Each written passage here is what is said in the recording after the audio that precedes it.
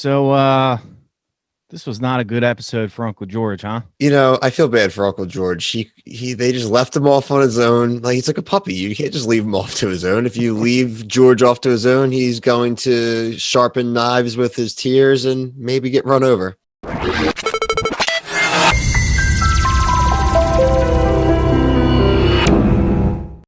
All right, welcome back. This is episode 8 of Servant, called Loveshack, and perfect use of the word and the song in the episode. All right, so I wanted to lead off today's conversation with a comment we got on the Fan Theories video that we uploaded on Wednesday. Okay. So which it's the perfect timing because it's kind of answered here. So Zosa Page, she says, if they are all angels, can someone please explain the horror Roscoe recalled after he was hypnotized? So the Roscoe thing, I completely forgot about because he was in horror, remember? Yeah. But now this episode, he comes in and he's an ally, as if his life has gotten better and he's like trusting them, believing them. They know what they're doing. So Roscoe was on their side all of a sudden. So we forgot about him. He did have some horrors, but where do you take that now he's on their side?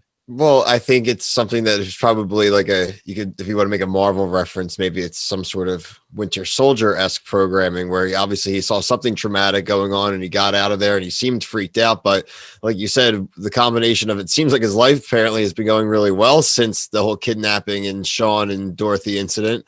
And now, like he said, George came to him and made a request. And remember last episode, we saw him praying. So maybe Roscoe was the one who got the message and came and said that he needed someone to keep them out until sunset. Well, I got this crazy, this whole sacrificial, this whole ceremony, this whole thing that is coming and that he's really alleging up to. And he went to go after Leanne and she was not playing because Leanne was cuddling, and you do not interrupt Leanne's cuddling. So I want to ask you, man, I mean, we saw some of our friends and fans theorizing about there may be a hookup, and we got it with literally Loveshack actually in the tape playing in the house. So, tape playing. Yeah.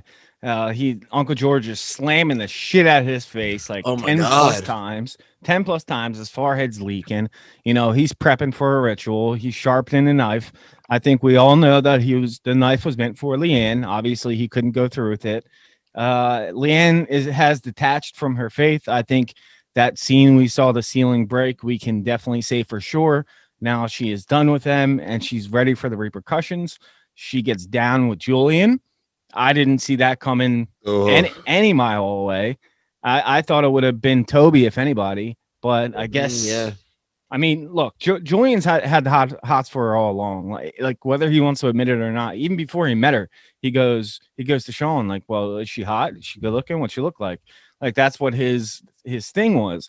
But the fact that they actually hooked up, I'm really wondering where Julian's mind's at after this. Like, is he going to be in love with her? Is he going to be like, no, we got to do what she wants now? Like, where is he going to be? His motivations are the toughest thing to figure out. I mean, we know that he's driven by a lot of guilt. We got a little bit more of his backstory. We found out that instead of being there for Dorothy on that Jericho weekend, that he went to go score some drugs. And it really adds some more layers to Dorothy. I mean, a lot of people let her down. And this show, we're seeing kind of dual repercussions. She's got the crazy mental repercussions of really losing sense of reality, and their repercussions of this entire friggin' scenario, that if they had just been a little less selfish and had been there for her and been a little bit less absorbed about themselves and their pain and their whatever they had going on, maybe none of this would happen. And it really adds to it. I mean, every character, I mean, Sean and Julian specifically, they were doing what they wanted to do at the time. And she was left alone. And he said she carried the dead kid for 4 days. 4 days she was with the body before someone came in. That's why they kind of kept it hush hush and then got her their doll and then go back to season 1. And here we are. It's really the start of the story. Even that voice message gave us so much backstory in one little voice message, and you could hear the pain in Dorothy's eyes and or in her voice. And you notice she used to go by Dot and Dottie. Yep. And ever since everything's gone to shit, it's just been Dorothy, Yep. And like Dorothy's not normal. Dorothy's got this going on, got that going on. But now you kind of see her side of it as well. But the big focus here is okay, they still could be saints, they still could be angels. Leanne is done with them. She doesn't care. She's like, I'm ready for Aunt May. Bring Aunt May on. And then he goes, she's not who you got to worry about. Exactly. So, this whole figure thing that we talked about a couple episodes where there is a screenshot of a presence standing behind Leanne with her hand, like his hands are going for her neck. Could that be her, what he was talking about? And who is her? Is her, could her be an angel? Could her be devilish? I think her is her mother. Yeah. I think the mannequin was really, really center staged. It was really specifically framed in all the scenes to make sure that it was like looking at Leanne, like there was interactions going on. We got to see a screenshot of the mom again, like really zoomed in. Yep. I just really think it's just this combination of the mom with the king cake and the baby, and now with the sex, and like, there's some kind of conception, something is happening. Where is baby Jericho? The baby, there's something coming, and it's where is the kid, man? I mean, too, like I said, I'm sticking with my guns that I said probably from episode 1 or 2 that this season finale was going to be the baby being back. It was going to be the baby, but I mean, we might see the mom. Is the mom going to become? Is the mannequin become? We're going to see the mom. I think. I mean, there's no way we don't see her in the flesh, and if we see her in the flesh, that's when we know we are officially off the rails. And lots of foreshadowing. So that's what she was pausing Dorothy's tape at, right? Mm-hmm. Where she saw her mom on camera. So then we'd have to get the full story of what really happened at that farm. Who burned it down. Leanne was supposed to be the only survivor. I thought her parents were killed in that. Maybe she was brought back. I mean, there's theories. Some of you guys are saying George is actually dead, which he may be now. He just got smacked by a car. After he didn't go through with his task, he was terrified. He was absolutely terrified. He was so afraid. He was like, all right, well, you're going to have to deal with her. Like, I'm out of your hands. First off, do you think he's dead? Or do you think he's all right? They weren't going that fast. I think he'll be okay. He may be like injured, but I just like the fact that she is not afraid of May. I mean, she is such parallels this week with like Wanda Maximoff and then fucking Leanne. It's really like they're both coming into their own and they don't give a shit. And I'll just get Leanne a spell book and we're fucking off to the races.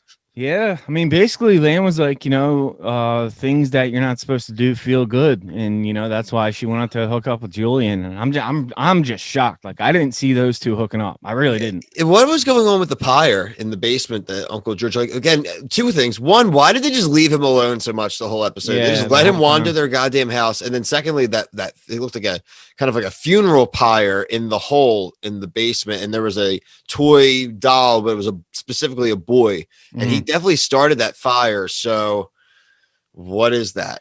Yeah, I don't know. That goes along with the cracked floor thing that we've been confused about this whole time.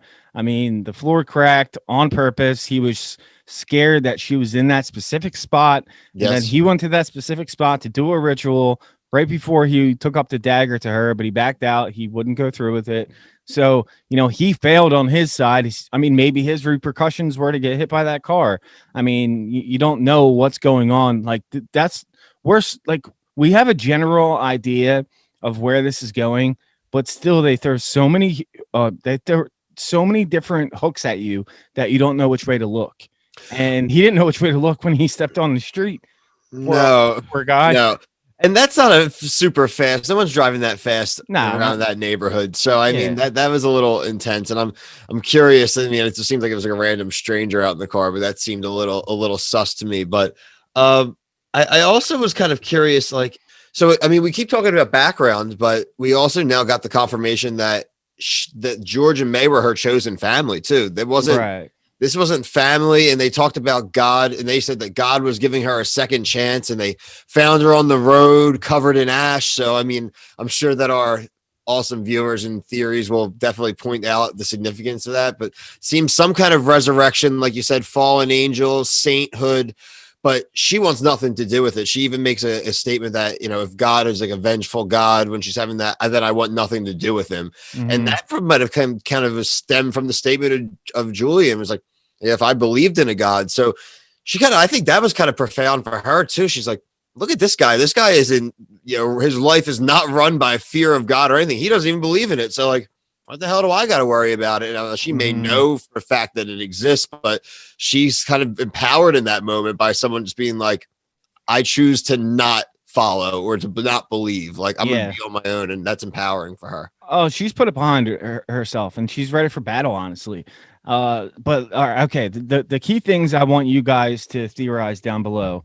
Who is her? Is it her mom?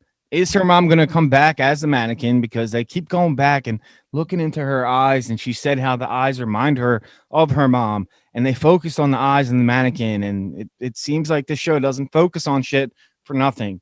So, what is going on there? It's funny. Dorothy's still worried about the Betamax player. We ordered it for you.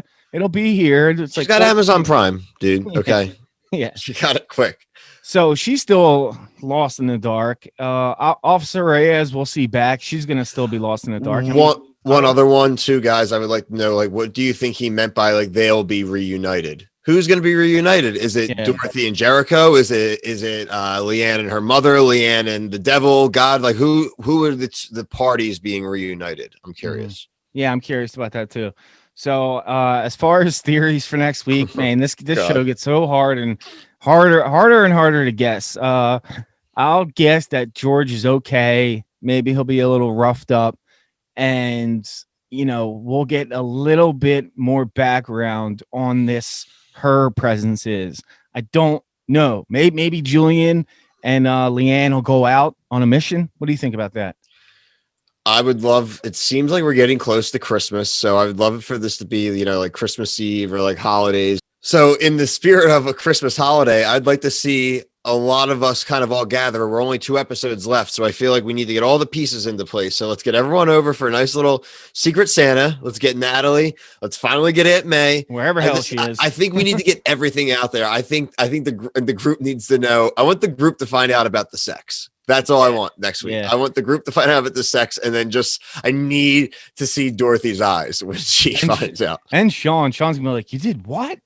You did what?" Like in his Sean voice. Not even for like the pervy part. I just need the reactions. I need it, and I think we're gonna get it. So yeah, me too. All right, so we'll have to wait and see. I mean, the show just keeps you guessing. Let us know what you think in the comments below, and we'll see you next time. Thanks, guys.